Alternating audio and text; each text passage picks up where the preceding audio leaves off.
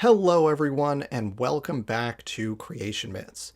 Today we are going to cover something that's a little bit tangential to what I normally do here, but it's an important topic, it's related to biology, and it's extremely frustrating to see so many people who should know better being extremely vocally wrong about this. So let's be clear. Trans women are women. Trans people exist. Intersex people exist. Neither gender nor sex is a simple binary. I want to start by being upfront here. This is not my specific field. I'm not an expert in this specific thing, and other people have addressed this in greater detail and frankly just better than I'm going to here. But obviously it's a capital A, capital T, a thing right now. And in particular, I was struck by a recent conversation on a website called Peaceful Science, a forum for discussing mostly issues related to evolution and creationism, where most of the user base is actually in the scientific community in one way or another. So here we are. Obviously, I mostly deal with creationists and creationism here, and most creationists are, as you would expect, varying degrees of anti-trans. It just kind of goes along with the rest of the right-wing stuff. But I also need to call out the skeptic community here, because way too many of you all are wrong on this issue. You know who you are. And if it's not you, you know who I'm talking about. So let's be extremely clear. Biological sex, a term I absolutely detest, is tricky to define and absolutely not binary. This is particularly true in multicellular organisms like humans. There is no one standard that works across the board. Chromosomes, gametes, morphology, hormones, development, these are all some of the means proposed to define sex in humans, and none of them provide an objective standard that allows you to neatly divide people into two categories.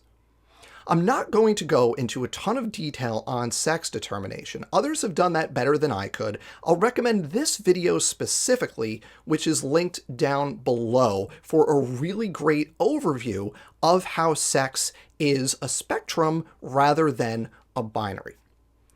Rather than dot every I and cross every T, I'm just going to here provide a few simple illustrations of the point that sex is more complicated than the anti-trans crowd would have you believe.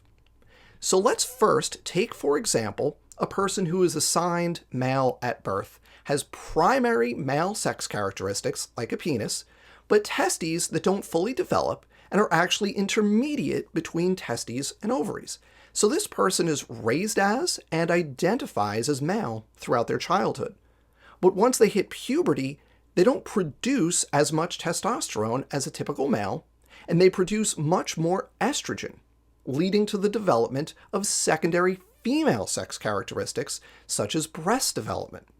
This person may transition and subsequently identify as a woman despite being assigned male at birth.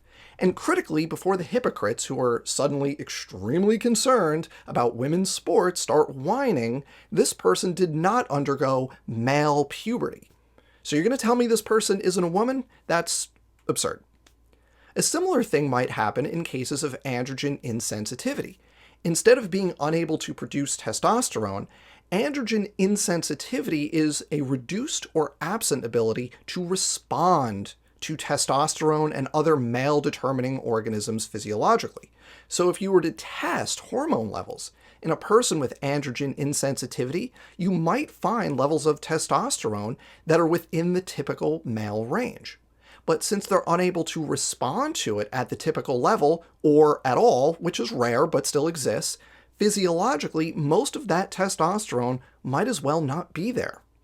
So this person might have ambiguous primary sex characteristics at birth, or they might have male primary sex characteristics, and then at puberty, they might have delayed development, they may not develop any secondary sex characteristics at all, or they may develop female secondary sex characteristics.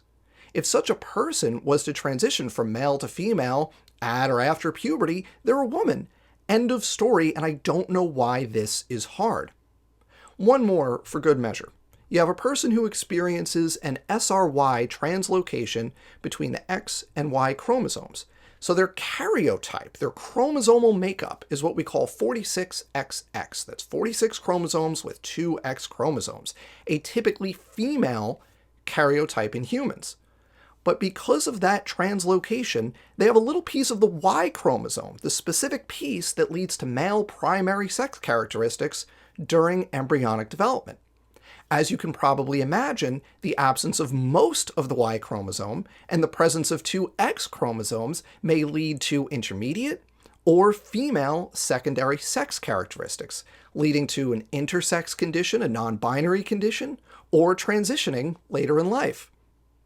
And in these examples I've given, I didn't even mention more common things like Klinefelter syndrome, where a person has 2 X chromosomes and a Y chromosome, the 47XXY karyotype, which often leads to intersex conditions or transitioning during or after puberty. You can't just pretend this stuff doesn't exist, no matter how uncomfortable it may make you. Biologically, things couldn't be more clear. Sex is not binary. Intersex people are real. Trans people are real. Trans people are the sex they identify as. Full stop. That's what the real science says. Anti-trans activists have tried to manipulate the public discourse with shoddy work like the Cass Review. Fortunately, I don't have to go through that travesty chapter and verse because actual experts in this field have, linked below, and the verdict is not favorable.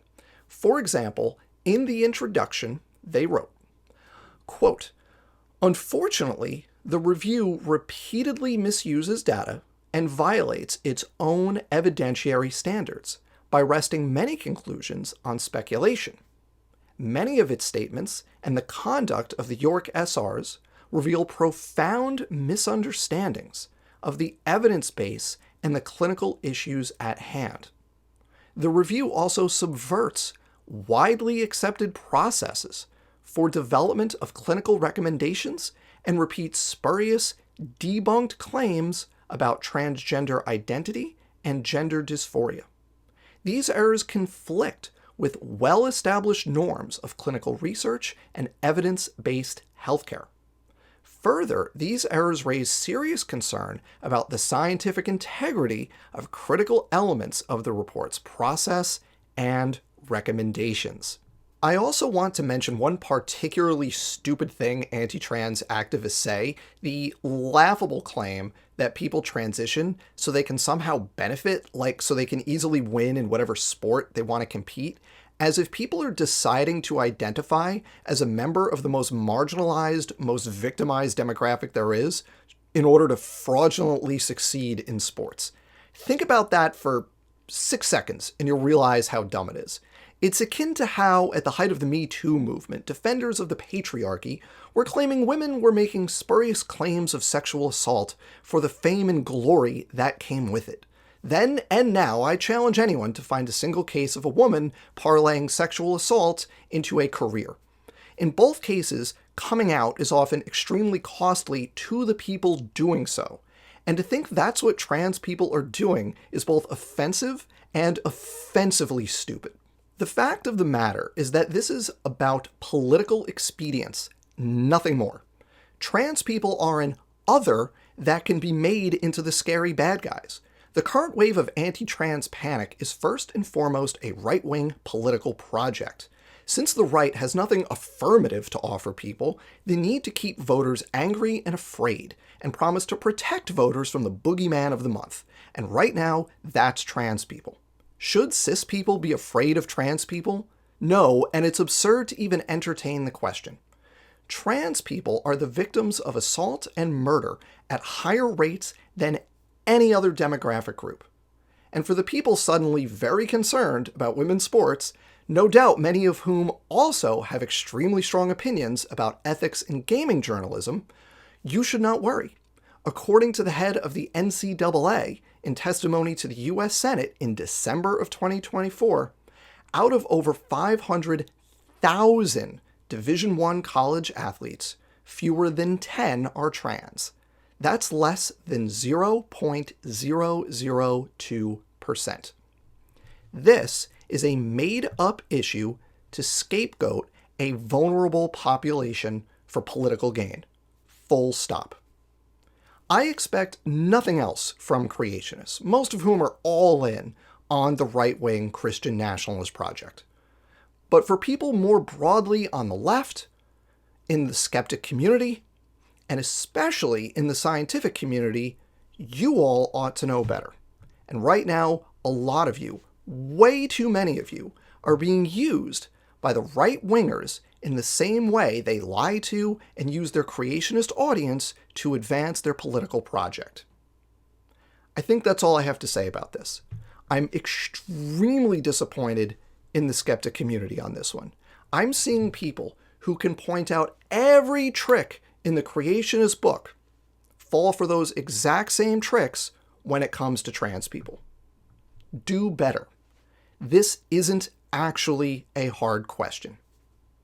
Thanks for watching. Don't get fooled.